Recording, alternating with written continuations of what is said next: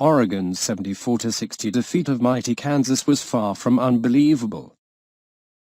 It was actually one of the most believable results of the tournament, a virtual replay of too many years of cool letdowns and too many brilliant seasons that end short of the Final Four. Nobody who's watched Kansas basketball in the last 15 years would be the least bit surprised by what happened Saturday in the Midwest Regional Final. The way the Jayhawks lost and the manner in which it happened pretty much followed the script labeled worst-case scenario. It was a classic performance from a Bill Self team. For whatever reason, one of the best coaches in basketball is stymied when his team has to play an NCAA tournament game on one-day rest, as KU did on Saturday against Oregon. Since winning the title in 2008, Kansas has 2 tournament losses when it has had a week to prepare for a game. The Jayhawks have 7 losses when they're playing in the second-round Elite Eight National Championship, all of which come with just 1 day off. 1 or 2 times is a coincidence or a fluke, like those first-round losses to Bucknell and Bradley were in the mid-2000s. 7 times is an epidemic. So is KU's inability to handle a top seed. This was the 6th time Self's Jayhawks failed to make the Final Four. His a no. 1 seed, an especially bitter pill this year since the regionals, held in Kansas City, were a virtual home game. The rest went according to script as well. Freshman star Josh Jackson, expected to be a top 3 pick in June's NBA draft, was a no-show, something that's happened to one-and-done Kansas stars before. He picked up 2 quick fouls on top of 2 quick turnovers in the first 3 minutes. He was effectively done after that, unable to get back into gear. The same thing happened 3 years ago when soon-to-be no. 1 pick Andrew Wiggins went 1 for 6 with 4 points and 4 turnovers in a second-round upset loss to Stanford. Then there was Devonte Graham, the lightning-fast junior guard who started slow and missed some open looks which appeared to weigh him down with desperation. Rather than being the cool facilitator he'd been all season, Graham reverted to his younger, more inexperienced self, running around the court like a chicken with its head cut off. He finished 0-7 from the field and 0-6 on 3-pointers. Kansas, which had been shooting 47% from 3 in the tournament, was 5-25-20% in the game. National Player of the Year Frank Mason was tasked with keeping Kansas in the game and did what you'd expect from the best college basketball player of 2017. He carried his team. But 1-on-5 against a squad as talented as Oregon would only go so far. Especially when every break seemed to go the way of the Ducks, who got out to an 11-point halftime lead on a banked-in 3-pointer that was overshot by 2 feet, and collected countless offensive rebounds merely by happening to stand exactly where the ball caromed. It should have been an easy win for Oregon from there. Kansas couldn't take advantage of at least 10 opportunities in the middle part of the second half to cut the lead to single digits. So many times the Jayhawks took a shot that, if it had fallen, would have gotten the crowd back in the game and shifted momentum.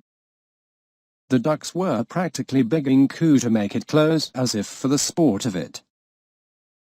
But the Jayhawks missed wide-open 3s, had easy layups blocked, fumbled easy passes, missed some more wide-open 3s, couldn't hit foul shots and then missed more open 3s. Kansas started the half 0 for 9 from downtown. The Jayhawks never got hot. Shoot, they never got lukewarm. Remember, this was a Kansas team that routinely came back from double digits this season to win games. A second-half deficit shouldn't have mattered.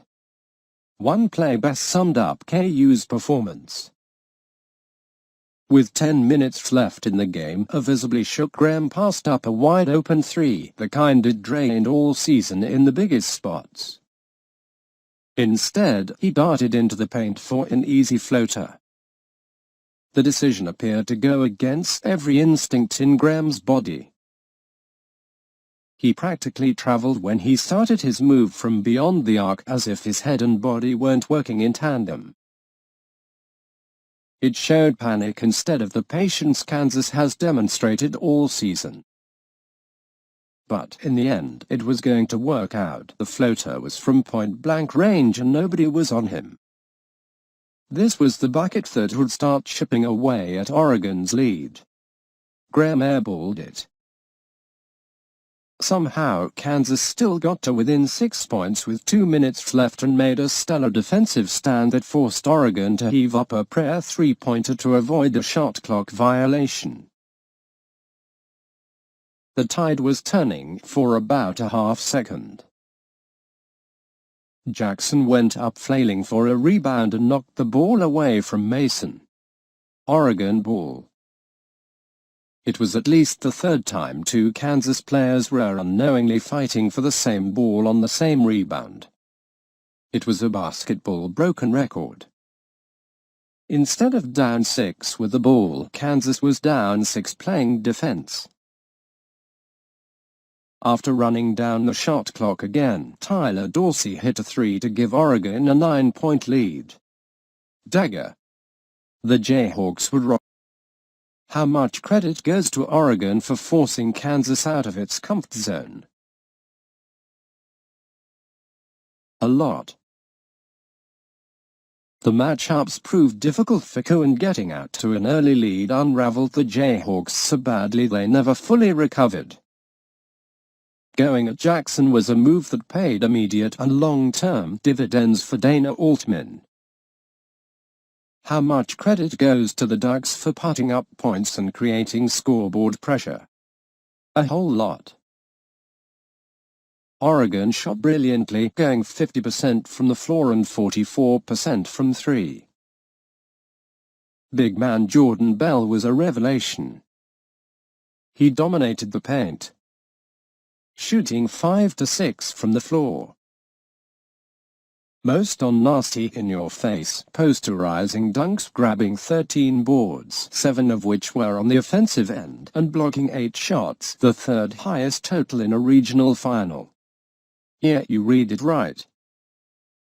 The junior almost earned the rare points, rebounds, blocks triple-double. Tyler Dorsey had 27, extending his streak of 20-point games to 7. Dylan Brooks was great as usual, dropping 17 points. But how much credit does Oregon get for the win? A good amount, though not as much as Kansas gets for the loss. With all that greatness on the floor, Altman's team was within a few inches on some three-pointers and a couple favorable bounces on offensive rebounds from giving away a game that had no business being as close as it was. Now, the Ducks are in the first Final Four since the first NCAA tournament played all the way back in 1939. And Kansas will take the short bus ride back to Lawrence, leaving behind yet another March disappointment.